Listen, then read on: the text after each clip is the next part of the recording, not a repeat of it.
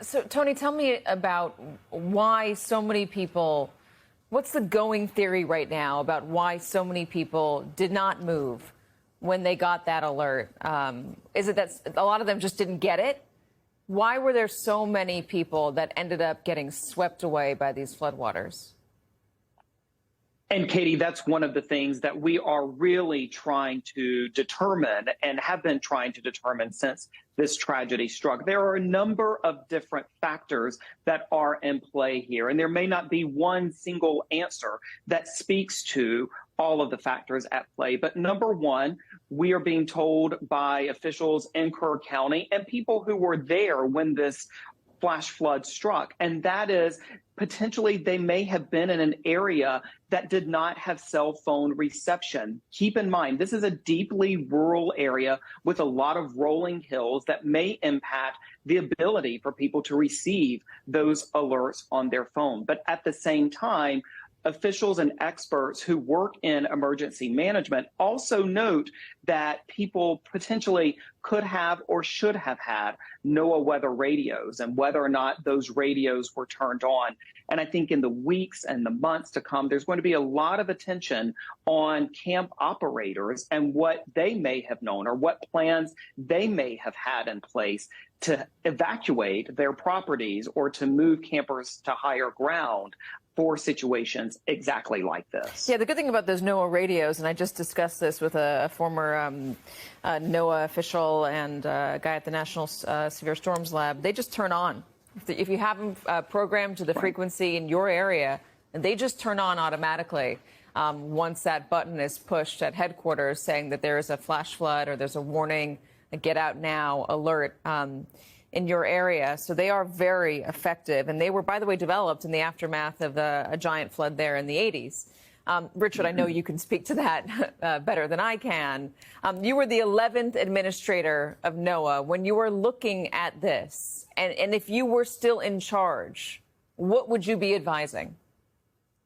Yeah, heartbreaking as this is, I think it's pretty clear that these loss of life and the damaged property, a lot of it was ultimately preventable. And it has to do with the fact that the Weather Service did their job. They put the watches and warnings out that you heard about with 3 to 4 hours of lead time prior to the very severe flooding. But at the end of the day, it's about what we call the last mile. So the message goes out, the warning goes out using language like considerable and catastrophic impact. But if the emergency managers, the people with responsibility for evacuating people or at the very least notifying those who are going to be impacted, don't get the message, don't know how to respond, then you're going to have the kind of loss of life that we saw here. And quite honestly, one of the biggest challenges is that with an understaffed National Weather Service, some of the abilities to connect with the emergency management community have probably been compromised of late. There's also an issue of trust. Have you seen a degradation of trust between people getting these alerts, Richard, and heeding these alerts? I think a lot of times people feel like, well, I've had a false alarm in the past, I won't necessarily respond. But the key there is to make sure that we're getting information to folks that are trusted by local communities. So emergency managers and personnel who are part of the community are usually well trusted. So the connection between the National Weather Service and those emergency managers is critical to get past that inherent distrust about whether I need to evacuate or I should prepare for some major outcome. So there are a lot of critiques right now and questions, and Democrats are calling for investigations into the Trump administration over the cuts that DOGE made to the National Weather Service, to NOAA, the ability to forecast and predict and then respond to these sorts of disasters, Peter. But there's also now questions about whether cutting FEMA is a good idea. Donald Trump wants to get rid of FEMA after this next hurricane season. And I read that op-ed in the New York Times from a former official over there laying out that you can't just get rid of it and leave it to the governors. It's not so easy as saying, hey, governors, take up this responsibility. NOAA recorded 27 events last year that cost the U.S. economy at least $1 billion.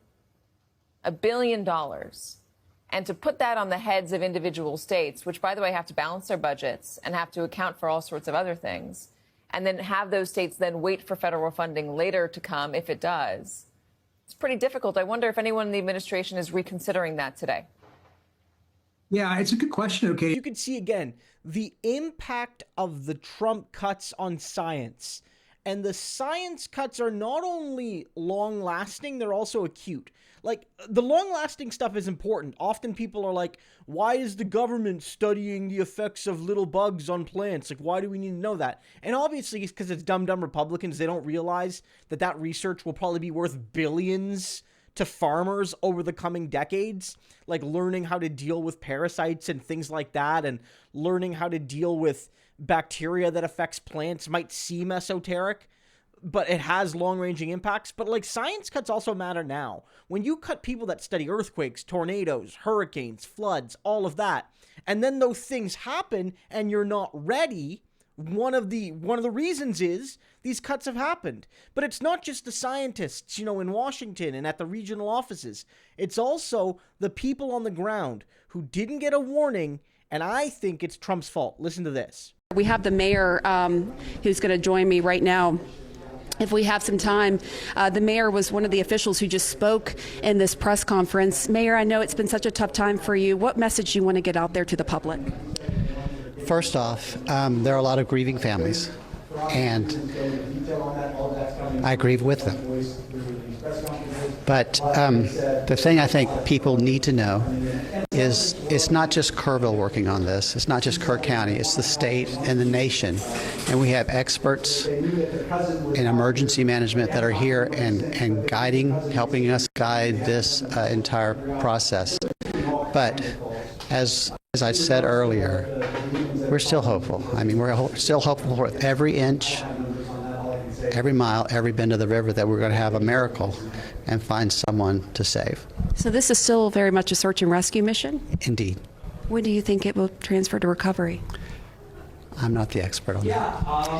I, as you heard me in the press conference, was asking about the coordination between county officials, emergency managers, and National Weather Service. Were you involved in any discussions leading up to the deadly flooding about the concerns with the weather and potential evacuations or activating any plans? I'm not an emergency manager. I did check the weather that night. I went to the National Weather Service website. It said we had a slight chance of about 2 to 4 inches in the morning of July 4th. Is it 5 to 7, right? My memory is 2 to 4, but I'm an older person. And being a hill country boy, I went outside and looked at the sky. Partly cloudy, the sky was not angry. And I thought to myself, someone's going to get rain, but it's probably not going to be us. And I was wrong. I was awakened in the middle of the night by thunder. I looked outside. We had a light rain. In fact, the city of Kerrville really didn't have a lot of rain until later in the day. It all happened upriver at the worst possible place. And I think everyone in Kerrville, everyone in Kerr County wishes to God we'd had some way to warn them. If we do even know the outside consequences of this geoengineering, to warn those people. If we can't predict the weather next week, how can we then be sending these guys up there to do this? I've lost 2 friends. The ramifications or the outcomes. I think that's We a left good them. question. It is. It's kind of frustrating to get one answer to that. And they're But gone. it definitely needs to be asked. And You know, they're gone. Everyone here, if we could have warned them, we would have done so. And we didn't even have a warning. We did not know. You didn't know how severe. No. I'm so sorry for the loss of your friends. We did not know. There was no. When I checked it about 8 o'clock that night, there's a chance of rain. But I did not see a flood warning. I did not receive a flood notification. I did not know. There was around 6:30 p.m. the National Weather Service gave a dire river forecast, but I wonder how common. The map was all the way from Kerr County to Valverde County, hundreds of miles, and we were on the very edge of that map. And even if we were on the edge of the map, if it had hit 5 miles to the west, you'd be in Rial County right now, because the water would have all rushed to Rial County. Yes. How common are those types of alerts and the weather warnings and the flood warnings? Because there has been discussion too about whether there's alert fatigue. Oh no, we get alerts on floods fairly often because of the terrain here. But I look at every one of them, even before I was elected mayor. I look at every one of them because it's critical to know and to share.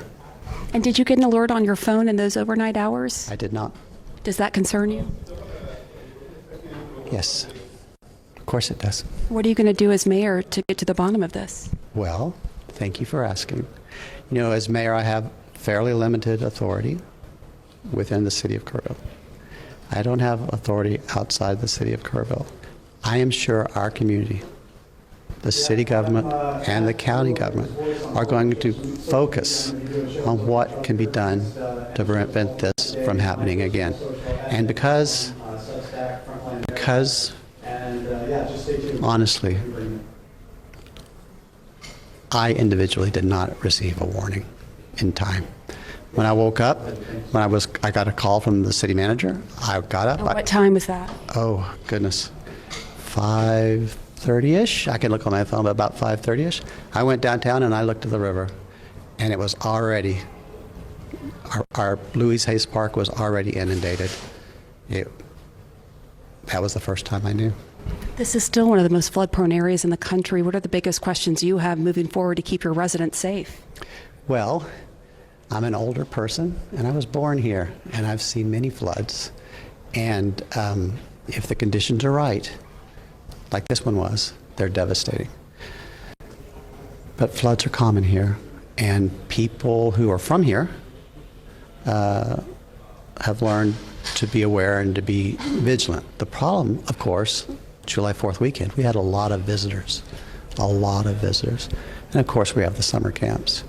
I can guarantee you that my friend Jane Ragsdale at Heart of the Hills Camp for Girls. I was a camper there many years ago. My daughter was too. And Dick Eastland at Camp Mystic, they checked the weather too that night. I'm sure they did. They did every night. And they both passed away helping others. And I know as a former camper at both those camps how much they cared about the campers, and had they known how severe it would have been. Part of this, look, you could probably put some blame on local officials. Some of this is just, it really was a historic flood. There's always going to be some tragedy. No system of preparation is perfect. I want to make that clear. To be utmost fair, even fair to Donald Trump, although he doesn't deserve it. But the Trump cuts have played a role here. When you make disaster relief less effective through cutting and shifting resources towards your alligator Alcatraz rather than protecting Americans, like you're so hateful you'd rather harm undocumented people than protect the people, including citizens that live on the land, this is what happens. This is what happens. This is the world that Donald Trump has tried to create and now has created. And also his politicization of aid. You know, he already made aid harder even beyond the stuff when he politicized the aid during the hurricanes last summer and last fall. Donald created this mess, at least a big chunk of it, and he needs to face the consequences.